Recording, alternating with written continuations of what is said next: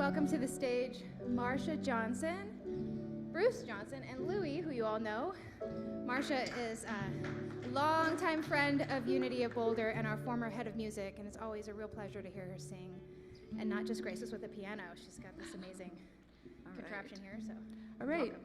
Bruce and I learned this song at a retreat at Unity Village, and it was written by Linda Martello-Whitsitt and Marcy Baruch, and it was just an interesting synchronicity that Marcy is going to share music here next week. So she did the music for the retreat we went to. All right. And Louie's going to start us off on this one. Okay. 1, 2, 4.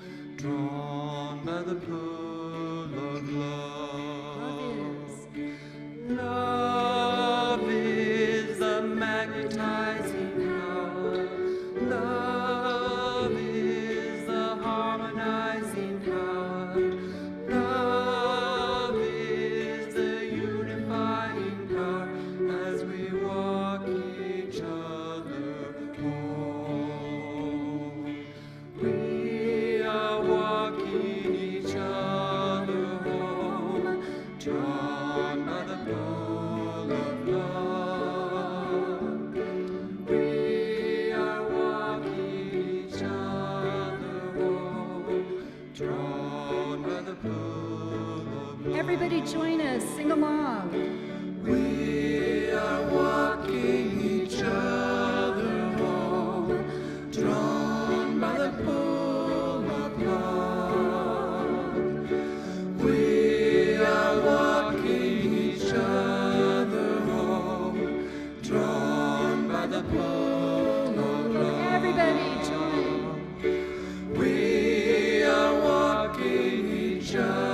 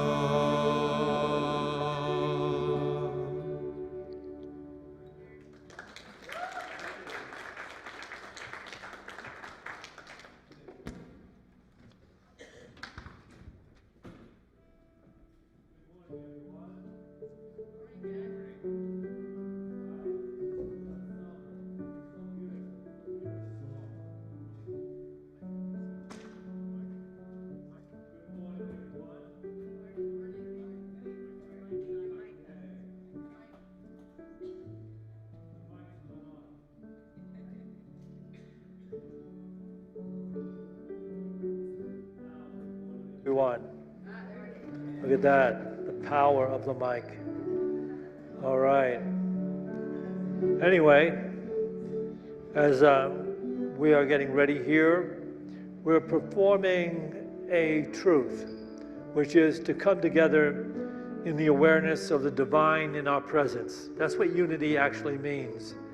So unity is an experiential way to find our lives in the presence of the divine intelligence we acknowledge to be God. And as we do that more and more and more, we have more harmony, more peace, more joy, more health. And so it's an experiential journey into the consciousness divine. That's what we're doing. And is there anybody here from another unity somewhere else? Okay. Is there anybody here for the first time? Oh, we have people here for the, raise your hand up higher. Oh, you're not here for the first time. You always keep getting the gifts.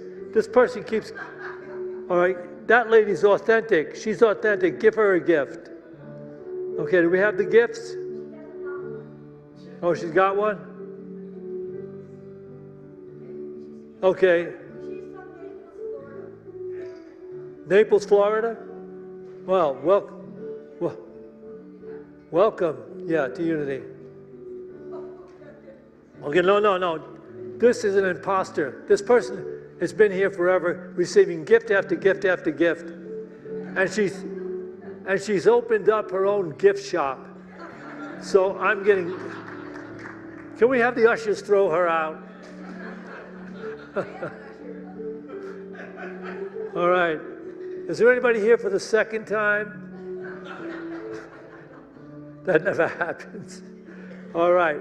You're going to enjoy the service today. We have such beautiful music, and we have a beautiful message. So, enjoy.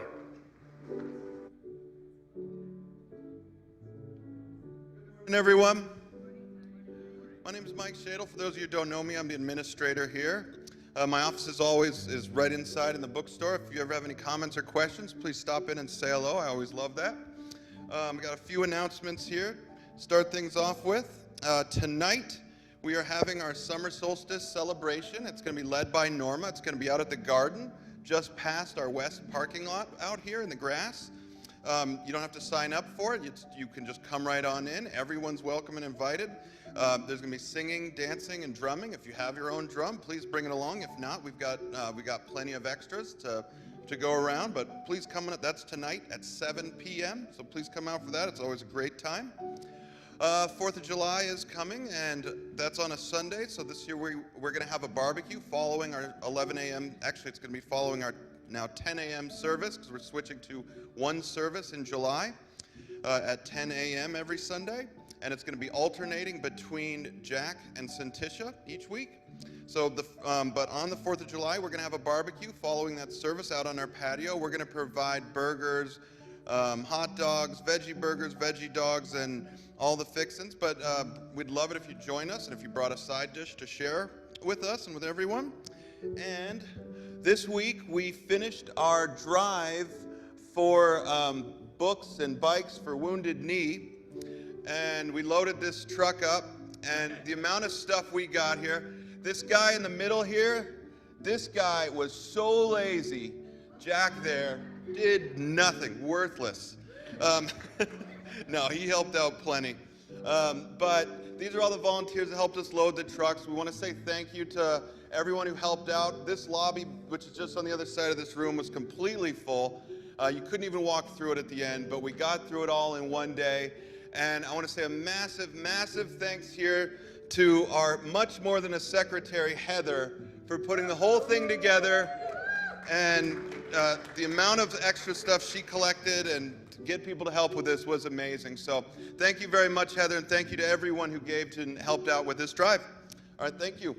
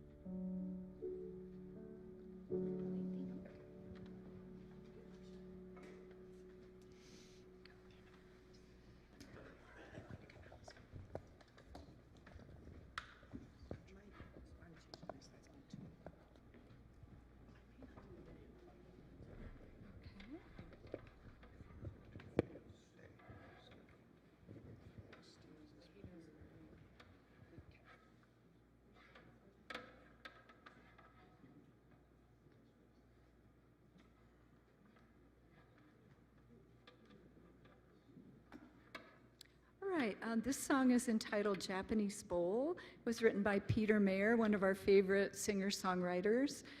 And it's about the way in ancient Japan that they mended their bowls. If they got a crack, they would fill the cracks with gold.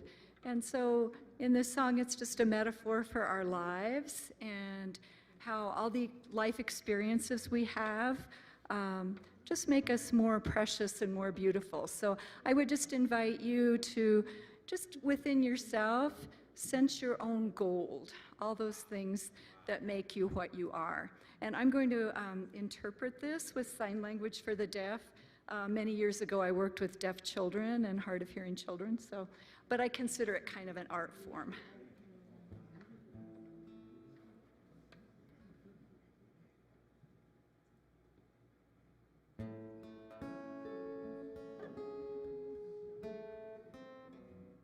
We'll start again.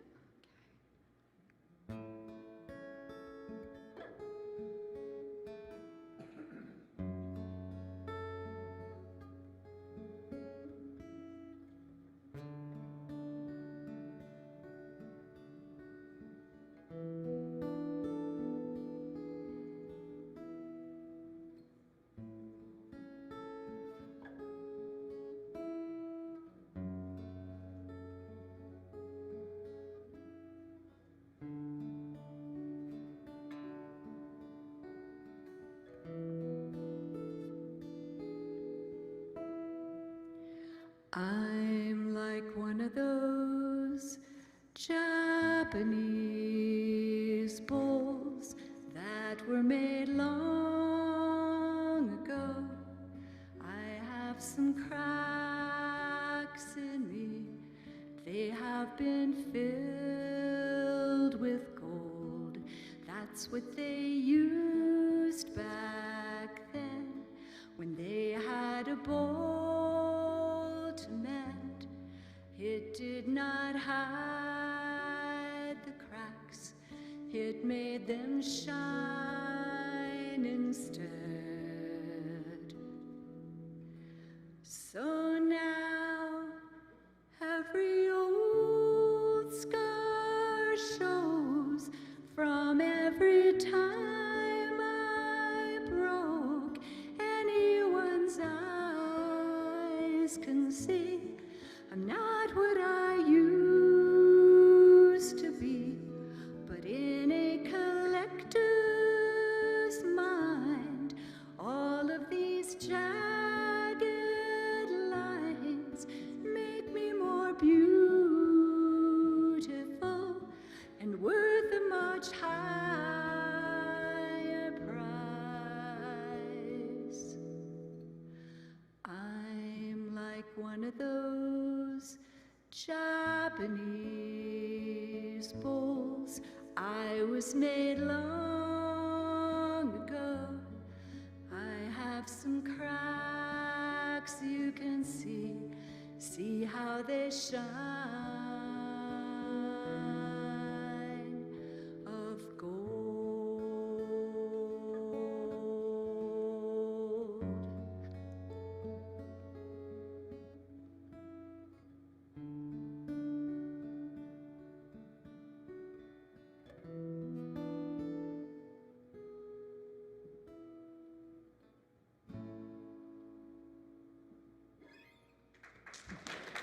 Thank you.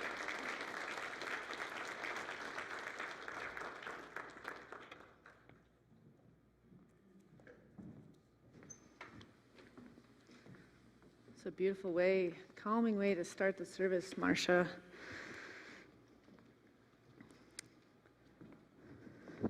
Good morning, everyone. Nice to see you all here. So today, my talk title is You Are All Welcome Here. This last week, I was talking to you about, with Jack, we did a discussion piece last week, and the topic was surrender and letting go. But I was also talking to you about how I wanted to pull the veil aside for you to see this harmonious, balanced community that's been together for over 40 years. And for many of you, you're new here, or maybe you were with us a long time ago and you're coming back again. But this place has been a canopy for spiritual growth for over 40 years, since 1978, that was run by Jack. And we lost one of our great choir members that had been with us for 30 years last week. And so we were sharing with you this core nucleus of people that have been a part of this center all along. And I see some of you are even here right now. And you're all a core part of this center. And I want you to feel invited into emerging yourself and immersing yourself in this incredible love space.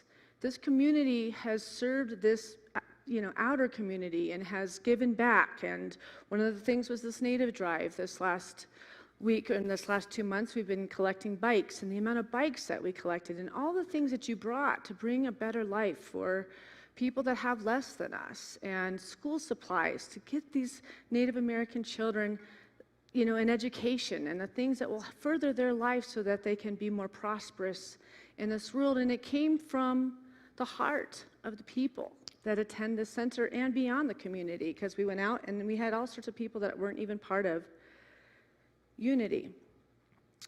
But the co-founder of our co-founder, Charles Fillmore, just so you know, he studied all the great religions and discovered the common current within them and designed a practice that we could all apply in our lives. He found the current where all the religions did agree. And where they agree is that we treat our neighbor as ourselves. That's the core message of Unity, to treat with respect others, even if their opinions are different than ours. Finding a place to find common ground from heart instead of just mind. And he taught us how to use affirmations to overcome physical issues and to visualize a world that works for everyone, not just some people. And to recognize that we have a greater power with our direct connection with God, instead of having to look to priests or look to people that are of the cloth, that are somehow have some ability to directly get you in contact with God through them. He took out the middle person and saying, you are of the cloth. You are the Christ example if you will practice it, and you will acknowledge your divine connection with this greater power, this greater love we call God, Buddha, Source, Spirit, whatever word you use for this greater power of love that is in all and through all. So the ministers that stand up here are just a reflection of who you are. I live the same life. I am spiritual first and human second, but sometimes I feel quite more human than spiritual. And I think that we're all kind of living in that state as we're now re-entering the world after being shut out of the world because of COVID. And many people, I think, when we were going through COVID, thought, well, if this would just end, we'll reemerge and we can get things back to the way it used to be. And we're now kind of heading back, and we realize that something has shifted in each and every one of us. There was a purpose to this quiet, to this internalized energy of reflection. Many of us entered that COVID time with the troubles and tribulations of life, and then couldn't attend them because we were now at home percolating and simmering in some of these things that we needed to bring healing to in our lives, and yet we couldn't now. So we had time to ponder what they meant, why they were showing up for us. What was the meaning? You know, we always know in Unity that the challenges are a way to break us open, to break the heart open into greater unfoldment, into a greater knowledge of thyself. Because to know thyself is the ultimate spiritual virtue. Because to know thyself is to know God and your perfect image that God made you in. So this last week, I attended the Unity Worldwide Headquarters Ministers Conference out of Unity Village in Missouri, and it was Monday through Thursday. And many of you know that my brother Shad is president of the Unity Movement, so he oversees all of the churches in this country and in the world. And so he was the head of this virtual ministers conference, which we all usually drive back to Unity Village and we attend it in person, and we get to see all of our colleagues, all of our ministers that, you know, do the same work or similar work. And it's always a reprieve from the year. It's something we all look forward to, because every Sunday we're developing a sermon to remind the parishioner of the power and the beauty that's in their lives. And so often we don't get to sit in a sanctuary and receive the message back for us to fill our glass. And so I was disappointed, you know, that it wasn't going to be meeting in person, and I kind of just decided I wasn't going to attend it until I get this secret phone call from my younger brother, and it's like, hi, you haven't registered for the ministers conference. And I was like, well, I just thought, you know, I'd maybe not go this time because it's online. He's like, I designed the entire thing. And I sent you a secret link because you can't even sign up anymore. So I need you to sign up out of respect. Oh, it didn't really cross my mind. I mean, I really didn't. I thought, oh, it was something else online. When we've been teaching our classes through Zoom and we've been sitting on Zoom and I was like, okay, I get it though. That was my brother going, hi, welcome to what I do. And the title of the week was, We Will All Rise. And I signed up, and Monday morning, it started at 9 in the morning with guest artists from around the country that are some of the big wig artists that are in the New Age world. And the music, the second it started, because Mike made it so my computer would actually do it through our TV, so I could not feel like I was looking at the screen. I could enjoy it and really take it in. And immediately I was like, why wasn't I going to attend this? Immediately, there's just tears in my eyes. The message was so beautiful, and these musicians were incredible. And then to see Shad speaking between the artists, and then the keynote speakers that they chose were the best I've ever seen. The best I've ever seen. I just wept all week in the presence of this greater power and this love that I needed to receive. I needed this. Because when COVID hit, ministers went into overdrive, and there was not a way to contemplate what was going on. What we do is we go into a leadership role. We don't even get to think about the fears of where this could end up or what's going to happen. It's immediately, how do we carry and help the people move through this? So there's not a lot of time to sit with our own contemplative place about the fears that we're personally facing. It's a really great part of this work, because it does make you lean into the Christ consciousness when you're facing really terrifying things, because we're kind of the stewardesses in a crashing plane that stay calm. It's a beautiful practice to have to stay calm in the face of whatever it was, Armageddon. What did it feel like? I mean, it felt like so many things. Not to mention that there was this pandemic, and we're working with people, and we had to put ourselves out with the people, whether we were safe or not, with as little as we knew, right? But we were willing to do that because that is what is called of this work. But you can imagine if you're working from this high state for a year or more, eventually to sit down and listen to this message that was thanking us and appreciating the unconditional giving that we did was a beautiful, beautiful experience.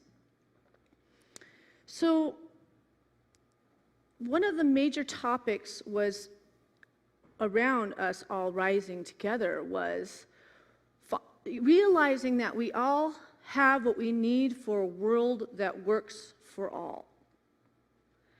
We all have what we need for a world that works for all.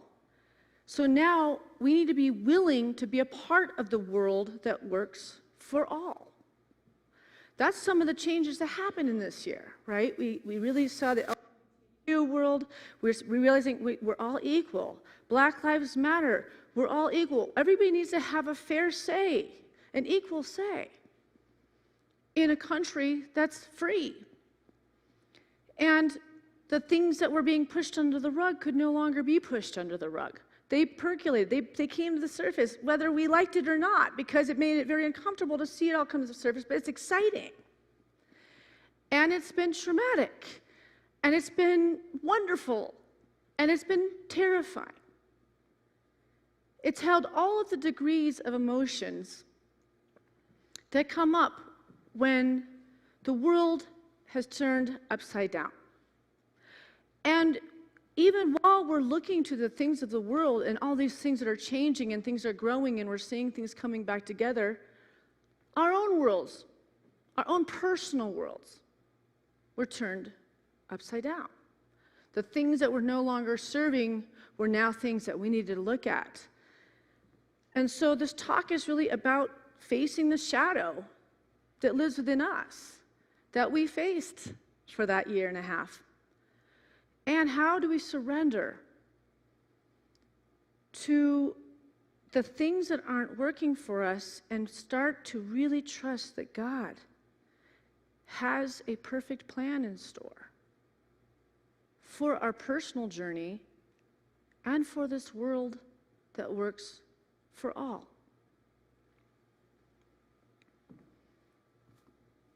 What does that world look like to you? What does that world feel like to you?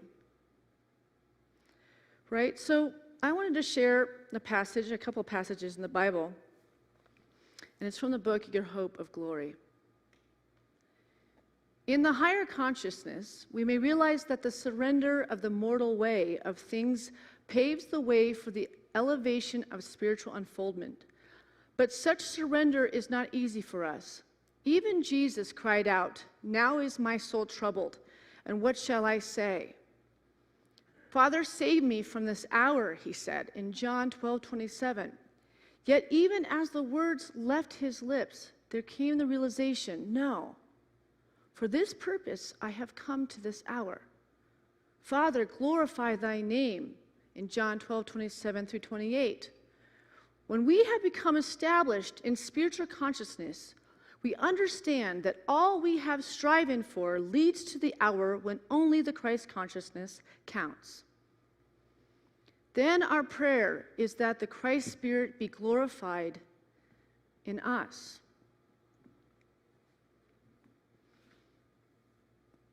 And when Jesus had a moment of fear or resistance, which many of us are crossing right now as things are so turbulent, he became overwhelmed and he cried out, "Father, save me from this hour." And then he immediately knew this is why he came. He already came in with the Christ consciousness. He is the Christ consciousness. But he was also here to show us that we have the Christ consciousness. He walked and he worked the miracles as the way shower of what we were all capable of being. He also showed us the death, the part of us that has to fall away. The death of the cross is the representation of the things that no longer serve us. So he's the life, he's the super consciousness, he's the Christ consciousness that's already within us, and he showed us that.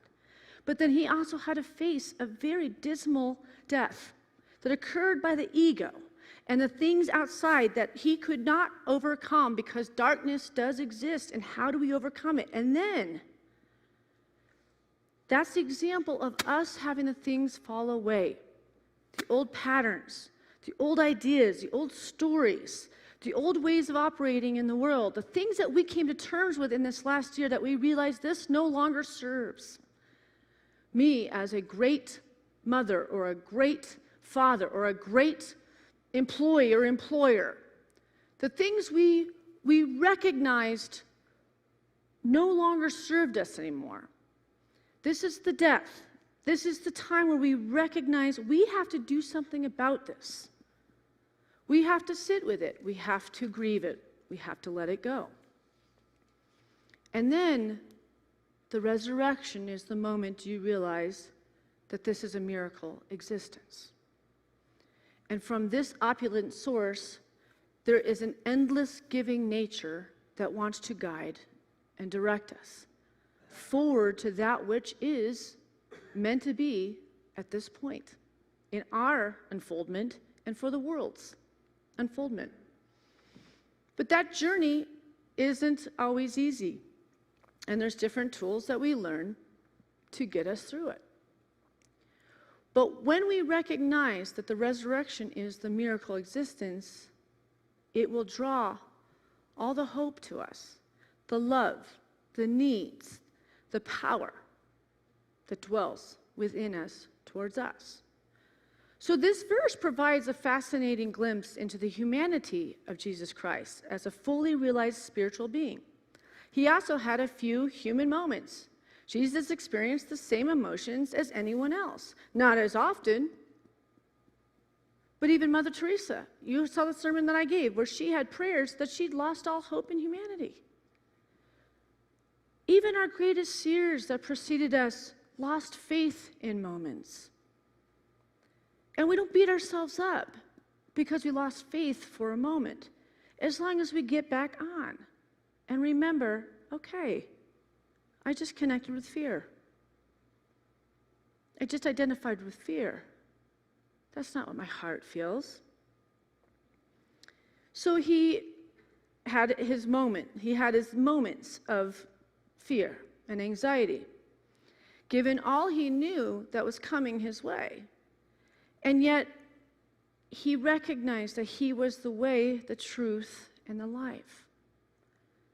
And that was a tall order for a spiritual being in a human body. And we're having the same kind of experience. Do you believe that it's just a coincidence that we're all sitting here today going through this common experience where we all went through it?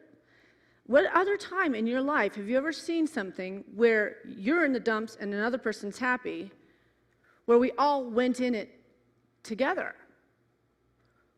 What would make something change other than isolating people? To be with self. To recognize what is actually truly important.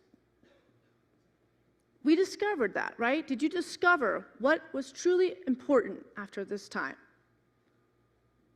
Money kind of went off that list, like great power, a huge house, like things that we used to pine and grab for. The common thing I hear people say is, it's not about things. It's not about more things. It's about more experiences. It's not about attaining a powerful place where I get to be the boss. It's about being part of the collective and enjoying every moment. Because we realize life is fleeting. Are we loving our children? Are we loving our family members? Are we talking with them? Are we hugging? That was the big one. Gosh, I miss hugging. And now we're hugging. It's a beautiful thing. So this last April, I shared a sermon about going to Mexico right after Easter. And that was to give me some reprieve with my husband after homeschooling my teenage kids and working here full time and all of it. And when I got there, I could not find peace. There's this thing that's been in my life for over 5 years. I have done forgiveness work around, I have done visualization work, I have done everything I could to try to find peace in this relationship with this person. And when I got there, I've just felt like I have been pushed to the corner where I cannot figure out what to do. And I'm looking at this beautiful ocean, and I'm looking at the beautiful sand, and I'm in it, but I can't be with it. My heart and my soul is back here, and I want to find a way to find peace in this last thing that has reared its head over and over and over again. And so at one point, I'm standing on the staircase that's looking out over this. It was one of the most rumbling oceans. It was really loud. It was awesome. When you're like in a kind of a bad place, that loud water, like the river in Lyons right now, if you need a cleanser, sit there because it's just like roaring and amazing. And it's roaring. And I stood there. And I said out loud, "Dear God, please help me make a breakthrough with this constant, difficult situation. Please, God, help me. Help me. I've done my practice. I've done my time. I've done everything I can, and I can't seem to shift this relationship. And it's affecting everyone in my life that I love." And just saying it out loud with that ocean and feeling the vastness of the glory of God, I just started bawling. And I cried and I cried and I cried and I cried with the frustration. I cried with the hopelessness. And then I also felt the love of God. And then I'd feel the panic that I was going, mine heart, mine heart, mine heart. You know, you've been there. You would just, why won't something shift with this? And I'm contemplating, what did I do in my other lifetime that I deserve this? Have any of you ever been there with something you just can't shift and it just feels karmic and it's not about this lifetime? This is the biggest one of my lifetime. And I felt heard. I felt seen. And I felt a sense of light filling my entire body, like, okay, you get it. You've learned everything you've needed to. This one has shined a light on every shadow in your being, and you're ready. I'm ready, God. I'm ready.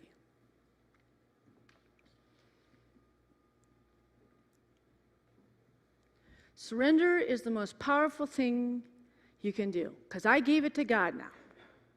Now, let's see the fruits of the beauty of letting go and putting it into this greater power, this greater love's hands. Because you are more than you think you are. You are more than you think you are.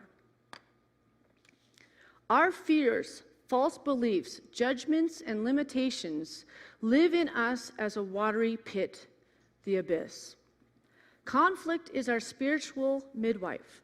Through cleansing and purification, we breathe new life into our being.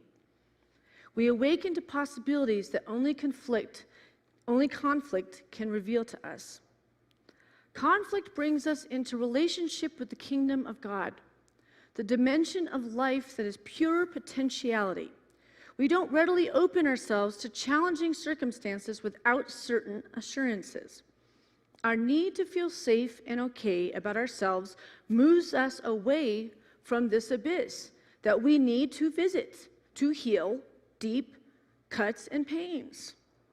Yet it is at those very edges where we experience being most alive. Why does it have to be there, though?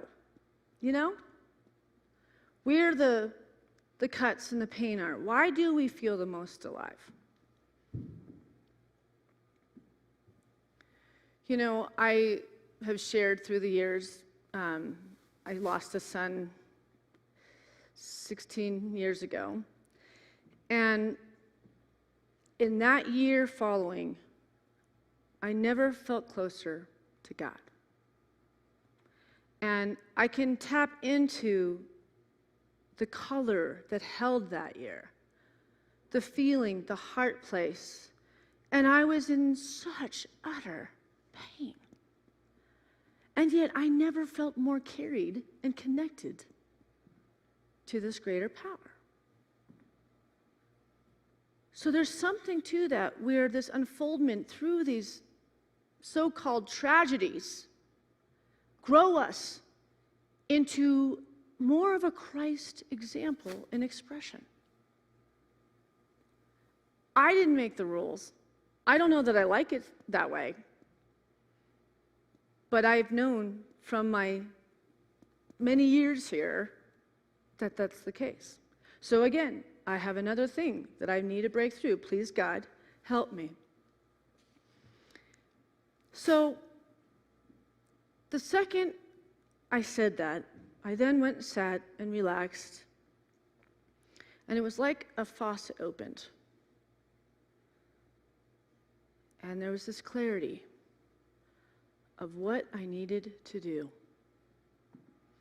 There was a feeling about what I needed to do. I basically had to hit my bottom where I just gave up. This thing's going to be in my life forever, I guess, because I've done everything that I spiritually thought I was supposed to do. But what was revealed to me was, no, you haven't. There's more. There's more. See, we are attached to things mortals rely on, right? We always want to say we were spiritual first and then we're mortal second.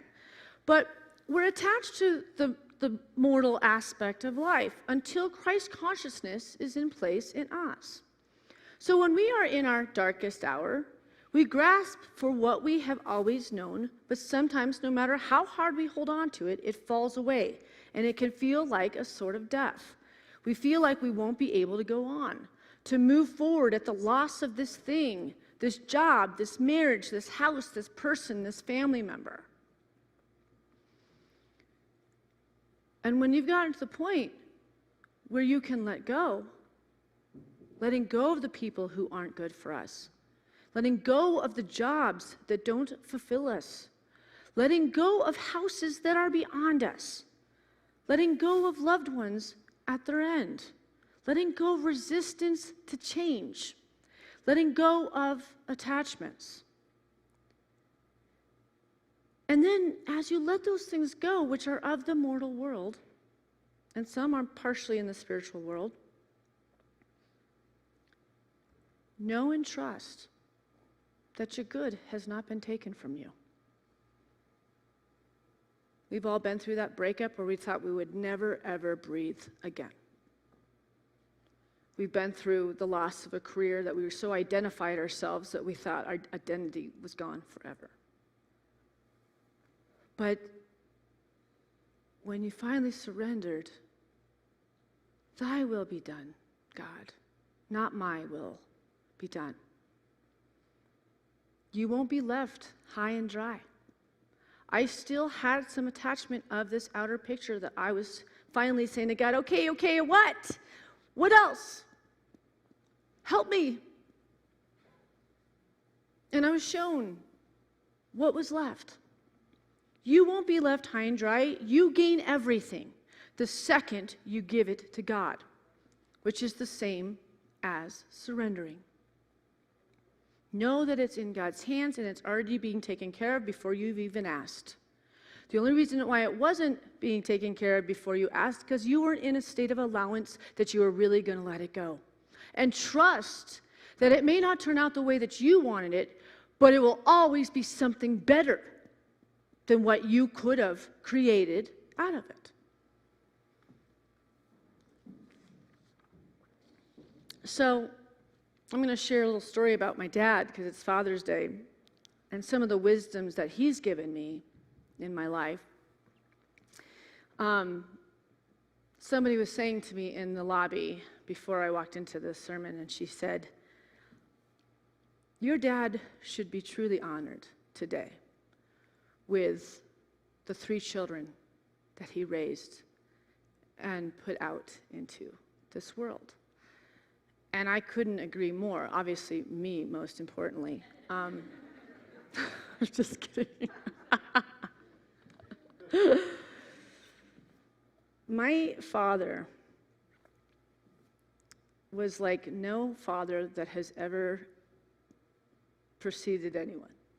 This was not a man that was a planned father that someday he's going to be a father. Okay, both my parents were clearly not planned to be parents in any way, shape, or form.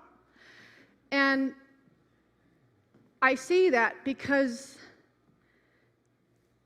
I do a lot of study groups and book groups, and I hear the complaints of people about things that happen in their childhoods and things that happen, and then there's these cuts and there's these issues and there's these problems that came from their mother issue or their father issue or all of the above.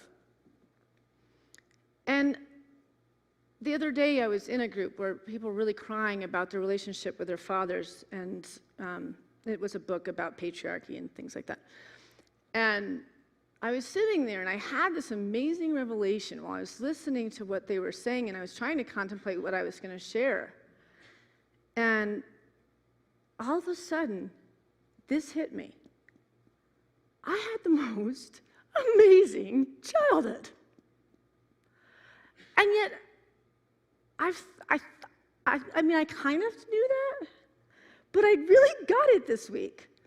Isn't that weird? Like, at this age, all of a sudden, it was like, wait, I had the best childhood. It was like, and I told Mom the next day, and she's like, that came to you now? With everything? But, I mean, I knew I had a good childhood, but I didn't realize how great of a childhood I had. And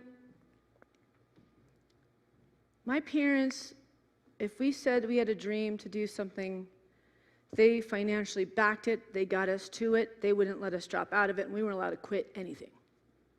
That was a huge philosophy for them, even if it meant cutting into school as far as the creative outlets and the things that we were all dancers and musicians and singers and all these things. There wasn't a thing that we wanted as far as following our dreams that they didn't both blow a wind behind us as if it was their own dreams. And they were selfless. We didn't have big houses.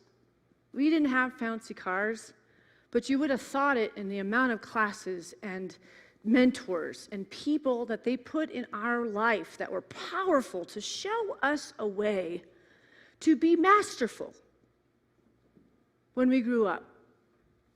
We're brave people. They raised brave kids because they're brave.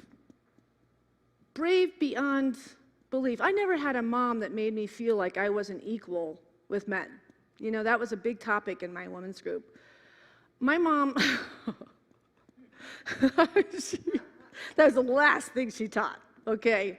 You are a powerful woman. And there's a place for men, but my dad was a placeholder of that energy. It was to change a current that was around back then. So there's the great leadership as a father, but there's also the placeholder as a father to let my mom be an incredible mother.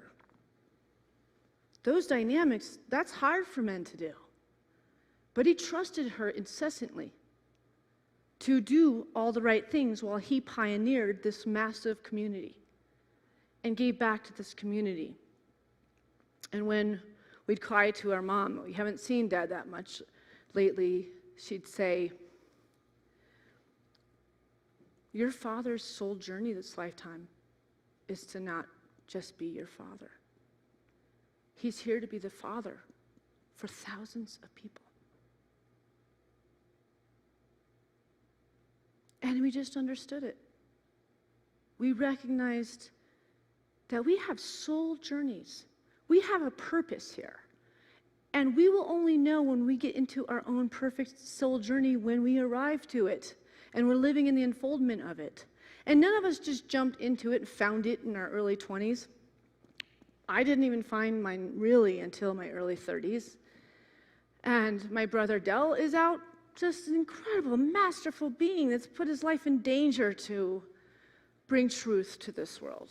And my younger brother, who wants to see this unity movement make it into the future, with people coming to church much less, and doing it with love and an open heart. I know my dad's not surprised about who he raised, because he knows himself. And he was the great mentor, the great light, that was the way shower for us and our direct connection with God.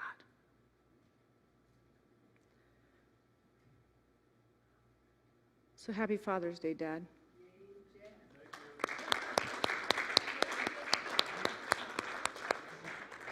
Do you have anything to say for yourself? I think you said it well enough. Okay. So I'm going to take us into meditation. And we're not going to play the video at the end because we won't have time. But the title of this meditation that I wrote is Surrendering into Stillness. And I invite you, we do have meditation pillows up here if you want to sit on the floor, or you can get your feet flat on the floor. Don't be sitting like this. And when you breathe, let your belly get fat. We all tend to breathe with kind of up here because life is stressful and it gets stuck here. So just feel that breath just coming down further and further into the abdomen. And this is a time to really store what stood out to you in the sermon today for you to carry with yourself forward. Was it that you acknowledged that it's okay to feel a little lost sometimes? Was it that you're reminded that you don't have to keep rowing up that river uphill, trying to fight for something that no longer serves, and you can just drop the oars and let the boat be guided by God, Source, Spirit, Buddha, and let you arrive in this balanced, protected, beautiful way into the unknown place that only God knows and will move in and through you and show you.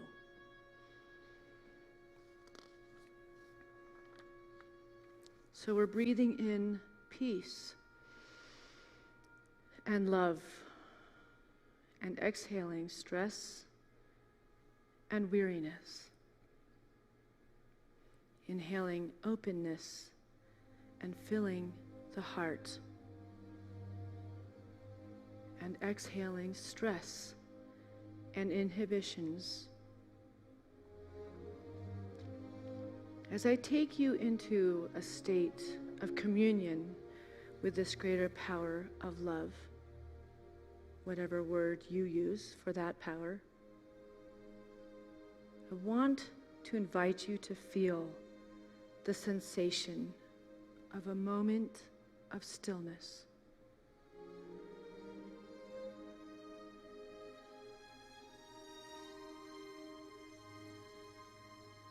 Relaxing the mind, then the body, and relaxing into your spirit, into your soul. Open now to the knowledge that your dreams are on their way in this place, within this stillness.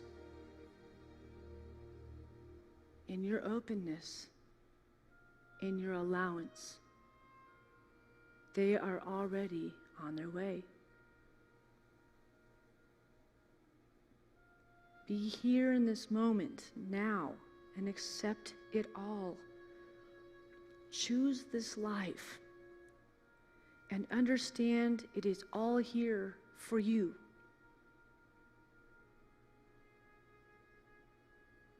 Call in your ancestors, your angels, your family members that are on the other side.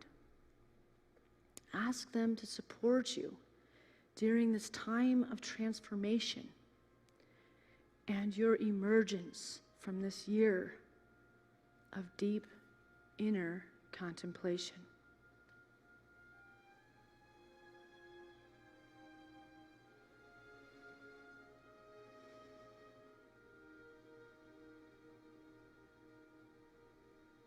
Ask for your journey to be guided by them, helping you see through the eyes of love and through the eyes of your heart. Access the highest level of who you are, of who God made you in that perfect image.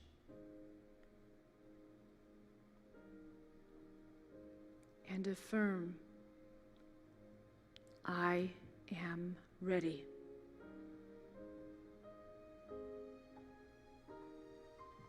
God is at work. I am ready. In this holy instant, in this holy moment, I ask when I get distracted, when I get in fear, when I lose my way, I come back to the memory of this moment, here in this spiritual center, remembering who I am and claiming I am ready. God is at work. I don't have to worry about what to say or what to do, because she who sent me will direct me. And with this, we say, Amen.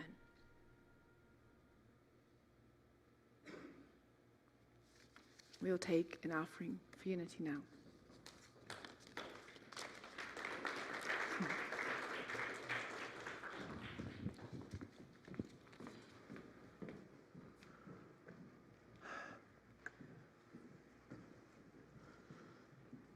Well, once again, we have freely received some beautiful insights, and that's really what it's all about. At some point, we learn how to access that inner intelligence and have that insight rise whenever we need it, whenever we're seeking it. It's there for us. So this is a beautiful message, to be in touch with that and to find your way into true life, which is being guided by the presence of this intelligence, which gives us life. So having received, let us now prepare to give. And those of you that are watching online, on screen, we're inviting you to come to the most sterilized sanctuary in creation. We use EG lights, we do the pews, we have the hand sanitizers. And if you want to, you can still wear your mask. We've kind of let go of the mask, most of the people that are here. So show up, come on in person. You're going to get more out of this when you feel the inner energy in between our physical lives. And for those of you that are here, you can make a physical offering to one of the baskets, but if you're not so disposed, you can still make an offering in one of the dip jars, which is a credit card dip jar. Now those dip jars are out there, and if you want to make an offering, you can just go to one of these and make an offering to Unity of Boulder. So now let's bring to mind that financial gift we'd like to make to Unity so that we can continue this ministry. And let's bless it with this offering prayer. Divine love, through me, blesses and multiplies all that I have, all that I give, and all that I receive, because I give. And so it is. Oh, we have this combo again, sharing this incredible music. Right, this is called Everything is Music. And it has a lot of repetition in it, so if you feel like singing along, just jump in. The music was written by Chris Delmhorst, and it comes from a poem by Rumi, translated by Coleman Barks. I just want to really thank the Unity Band. They're wonderful musicians. It's really fun to play with them. Larry and Todd and Joel and Louie and Nicole. Thank you.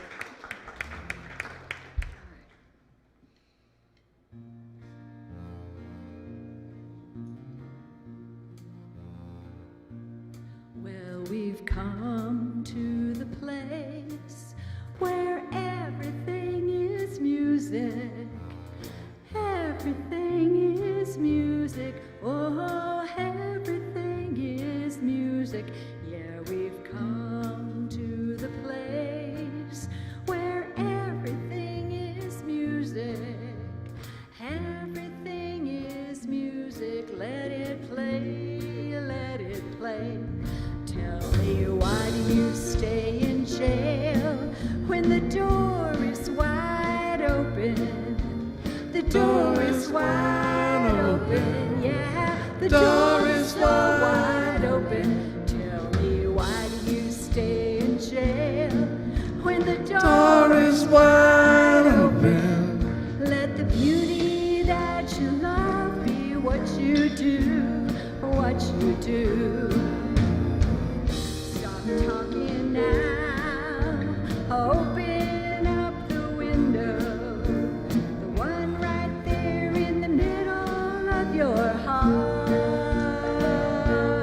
Let go your hands. Sit down in the circle. You know you got no need to keep yourself apart. Well, the day you wake up sad and empty, Don't go back to sleep. Don't go back to sleep. No, don't go back to sleep. Well, the day you wake up sad and empty, don't go back to sleep. There's a million ways to kneel and kiss the ground. Take it, Bruce.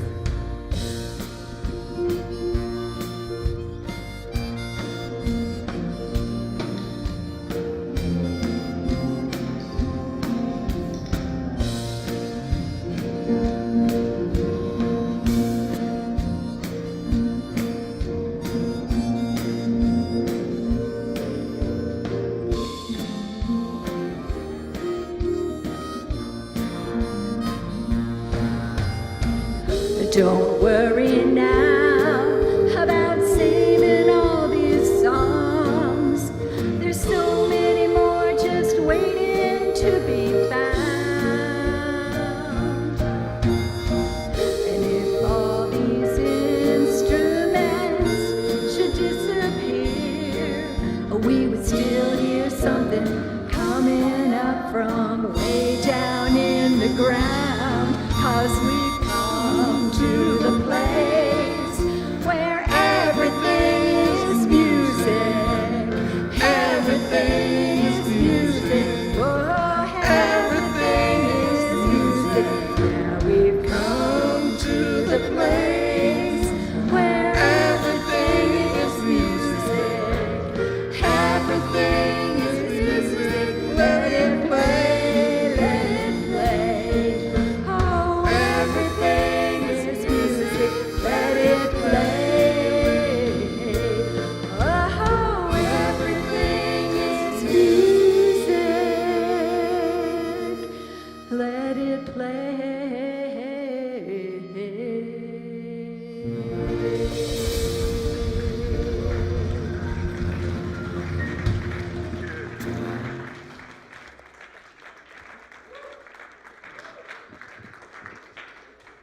Thank you for that fun music. Thank you, Marcia.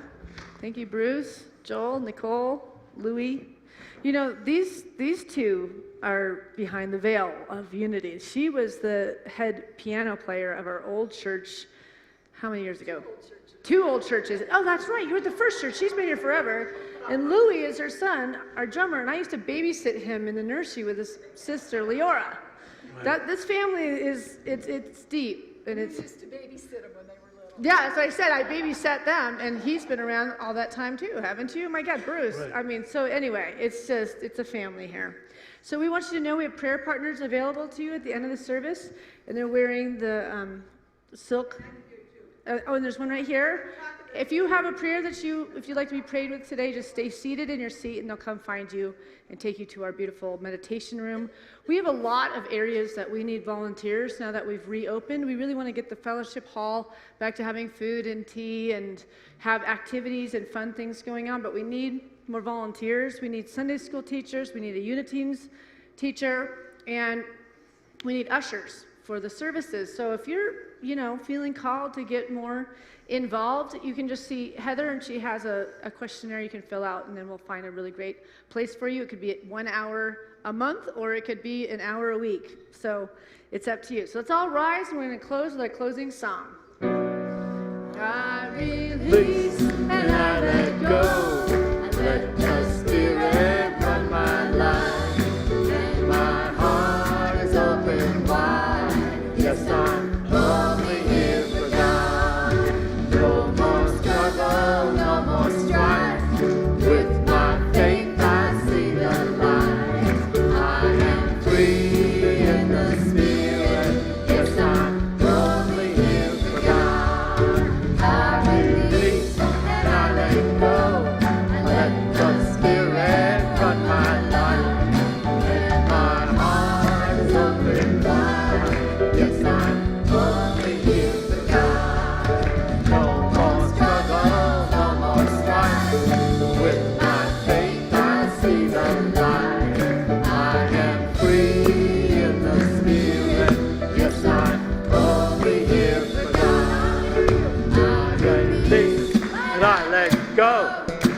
let the Spirit run my life. And my heart is open wide. Yes, I'm only here for God. No more struggle, no more strife.